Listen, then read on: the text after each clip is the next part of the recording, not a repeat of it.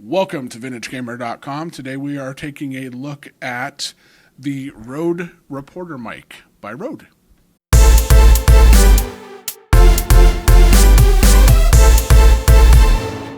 Welcome to VintageGamer.com. My name is Mark Magana, and today we don't have a game review, but we have a hardware review of sorts. Not game hardware, but production hardware. We got the Reporter by Rode. I've had good luck with Rode microphones. I haven't had a lot of them. I've had more Blue microphones, but another brand, in case you're not familiar. But the I have a Rode that fits on my iPhone, and I have another Rode, kind of a shotgun mic. I like Rode a lot. I think they make a very good product. What I wanted with this is obviously a handheld mic, and I wanted that specifically for the times I appear in front of camera. All the video game footage is voiceover that I do in front of the computer, and I do that on a Blue Yeti. But I wanted something to physically hold in front of the camera, and I have found that if I am holding a mic, it does something up here, and it reminds me to slow down my pace and just talk, just talk a little more slowly and clearly and enunciate and things like that. Normally I tend to talk very quickly, sometimes a little higher, so that's the reason for that. That's a sign of intelligence, by the way. It really is. Okay, it was just a little easier to move down on the ground. So very nice box, high quality box. I do like it. It's got some good features, I think, that'll work well for my intended use. So let's take a look. All right, we got a rubber. Sorry, gotta try to remember to keep that one. Rubber gizmo of some kind. It goes somewhere. I'll read the instructions on that later. Of course, dude, of course. Technical difficulties. Okay, go over there. Thank you. The all-important instruction manual. We have a Rode sticker. That's pretty cool. I thought only Apple included stickers in their stuff. Dude, you're not welcome. Okay, so we got this cover off. There it is in all its shrink-wrapped, plastic-wrapped glory. At first impression, it's a little heavier than I expected it to be. Not crazy heavy or anything, but it's metal. It has a nice solid feel. So it's a quality product, which is what I should have expected from Rode, and I didn't think it was going to be junk or anything, but dude!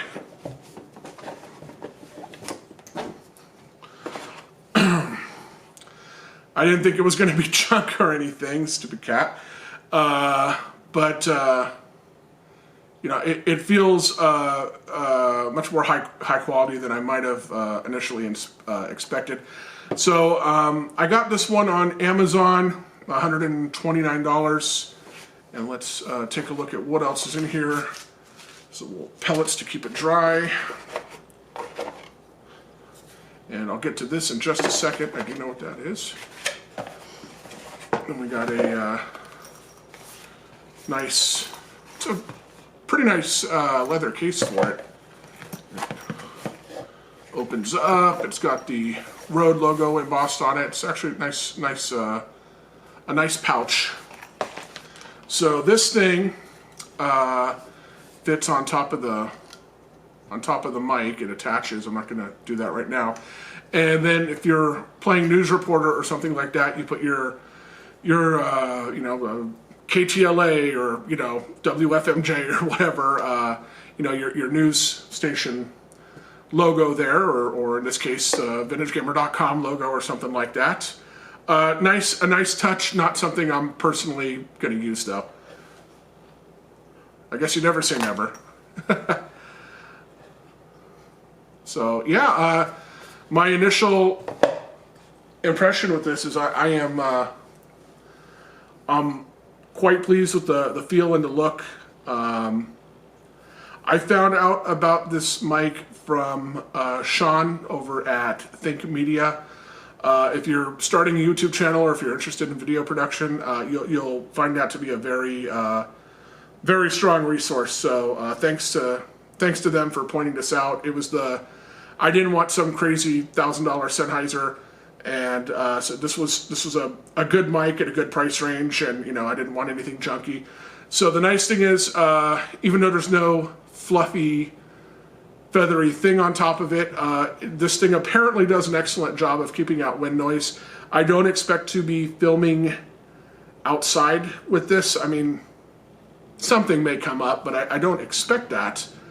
But you never know. That's good to know. It's omnidirectional, so if you're doing an interview, hi, I'm Mark, you are, or if it's in between us, it's going to pick up from all over the place. So that's pretty nice, and it's Rode, so it's got a good warranty. It has a 10-year warranty. So what I am missing right now is this is actually a corded mic. So if you take a look, there is where that plugs in. It doesn't come with, but it's separate. Cost me about $35. Separate cord goes into my camera. And the nice thing is it doesn't need, as long as you don't require any phantom power or anything like that for your mic, that should work very, very well. I shoot on a Panasonic Luminix G5, so I think this will fit the bill. I don't anticipate any problems at all. So I'm just very pleased with how solid this feels. So, and again, if I'm holding a mic, that's even though it's not plugged in and recording off the mic, but if I'm holding the mic, for me at least, it triggers something up here. I know to look into the camera and speak more slowly, maybe a little more deeply, that kind of thing. So now that's my reason for a handheld mic. As you know, there's a lot of different styles of handheld mics.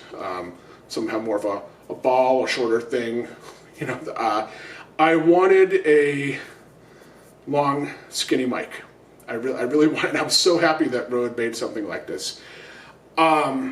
Little silly. I grew up probably like a lot of people for over a couple generations. Price is Right, Bob Barker. And if you remember Bob Barker when he was on The Price is Right, he had this little tiny, it's a skinny, long silver microphone with a little ball. I looked it up, and I believe it. I might not be remembering quite correctly, but it's like a Sony M351 or something like that, and they're actually quite expensive. Which, I mean, that's he's hosting a game show, and I think they have some notoriety because Bob Barker used one for like 50 years. But that was my my inspiration, my thought process when I Dolores, please spin the wheel. Would you like to say hi to anyone at home? That kind of that was part of my my thought process when choosing. Obviously, function and quality came first, but when it came to style, I was so happy Rode had something in my price range that looked kind of similar to that. So, yeah, just a little heavier, a little more solid than I would have expected, and that's a pleasant surprise. There's no plastic here. This is metal, so I'm very, very happy. And when I come back, obviously this is something I'm going to have to stretch out filming over a course of days. So you've probably already seen VintageGamer.com reviews where I'm holding the mic, but as soon as my cord comes, which I could not get on Amazon, just with everything going on with COVID, shipping times are slower. It's late May, and they said they couldn't get me my cord till it's late April, and they said they couldn't get me my cord till late May. So I'm getting my cord from B&H Camera. I've ordered a lot of things from them in the past. They seem great, so that should be here next week, and it'll be instant for you guys. But when I come right back, we'll see what this thing sounds like with the cord in. All right. Well, hopefully you can hear me. This is the very first time I have had the Rode Reporter plugged in and working. So hopefully this sounds okay. I won't know until I edit it, unfortunately, but we will see. This is my test footage. Even with the cord attached, I mean, I'm sitting at a table, obviously, but I moved around with it a bit, setting up the camera and whatnot, and it's not a deal breaker for me at all. The cord's 10 feet long. I mean, there's various sizes, but that's more than adequate for my purposes. So hopefully all this sounds good. And now I'm back on my Blue Yeti doing some voiceover like you normally hear me for video games. But now that I've had a chance to edit and hear myself on the road, I'm sure you can hear the difference between the just generic microphone on the Panasonic Lumix G5 and the Rode Reporter. I'm very happy with the sound. I do have to get in the habit of holding that thing a little bit higher or just projecting better. But overall, I'm very, very pleased. If you're looking for something similar, I think the Rode might be a buy. Sit, Dick, sit. Good cat.